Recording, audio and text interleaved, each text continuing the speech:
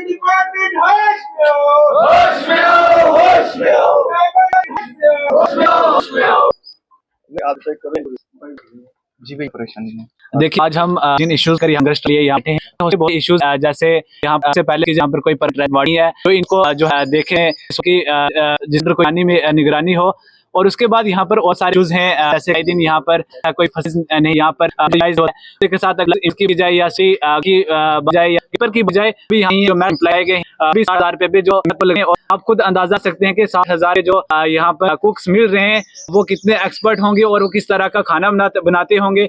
और उसके बाद जो मेन चीज़ है कि जितना भी यहाँ पर मेंटेनेंस, जो भी चीज़ें यहाँ पर मेंटेनेंस की जाती हैं या कहीं भी कोई पैसा यूटिलाइज करना होता है तो वो इस फूड के ही उस फंड से जो है वो यूटिलाइज करते हैं। और आप खुद अंदाज़ा लगा सकते हैं कि जब उसी से जो है ये सारी चीज़ें चलाते हैं, ये इवन के एम्प्लॉइज को जो है पे तक वो भी देते हैं, तो आप खुद अंदाज़ा लगा सकते हैं कि उस खाने की जो है वो क्वालिटी कैसी होगी और वो किस तरह का खाना जो है वो यहाँ पर बनता होगा। हम बहुत उम्मीद से बहुत दूर दूर से यहाँ पर बच्चे हॉस्टल में आते हैं कि यहाँ पर एक अच्छा माहौल मिलेगा, हम पढ़ेंगे। और ये भी ट्राइबल डिपार्टमेंट भी बड़े धूमधाम से जो है इस चीज़ को चलाते हैं, ये एक नैरेटिव फैलाते हैं कि हम जो है स्टूडेंट के लिए इतना कर रहे हैं। लेकिन उसके बावजूद यहाँ पर आकर ये देखने को मिलता है कि यहाँ पर हमारे पास बेसिक फैसिलिटीज़ नहीं है, हमारे पास यहाँ पर पढ़ने के लिए कोई सिस्टम नहीं है, यहाँ पर एक वो इन्वायरमेंट नहीं है पढ़ने का, और स्टूडेंट्स जो है वो दर हो रहे हैं। ये बात सिर्फ इस हॉस्टल की नहीं है, ये जम्मू कश्मीर के अंदर जितने भी गुजर बकरवाल ट्राइबल्स हॉस्टल्स हैं उन सभी की ये कंडीशन है। और हमारी सरकार से और ट्राइबल डिपार्टमेंट से ये गुजारिश है कि इन इश्यूज को सुना जाए और हमारे बीच आकर बैठा जाए। जब तक यहाँ पर ट्राइबल डिपार्टमेंट के बंदे यहाँ पर आकर हमारी बात को सुना नहीं जाएगा, हम तब तक ये हंगर स्ट्राइक जो है ये छोड़ेंगे नहीं। हम तब तक अपने हक के लिए यहाँ पर बैठे रहेंगे।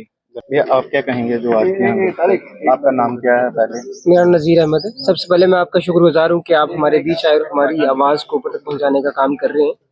तो बड़ी अफसोस की बात है, आज नहीं बल्कि कल शाम से हम यहाँ पर बैठे थे और यहाँ पर शाम से हम कोशिश कर रहे हैं कि कोई ट्राइबल डिपार्टमेंट का कोई नुमाइंदा यहाँ पर आए और हमारी बात सुने।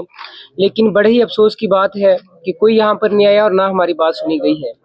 हाल ही में पिछले साल यहाँ पर सैलाब आया, सैलाब की वजह से पूरी की पूरी जो बिल्डिंग है ये नीचे से अगर इसकी जड़ें देखी जाएं ये बिल्कुल कमज़ोर हो चुकी हैं।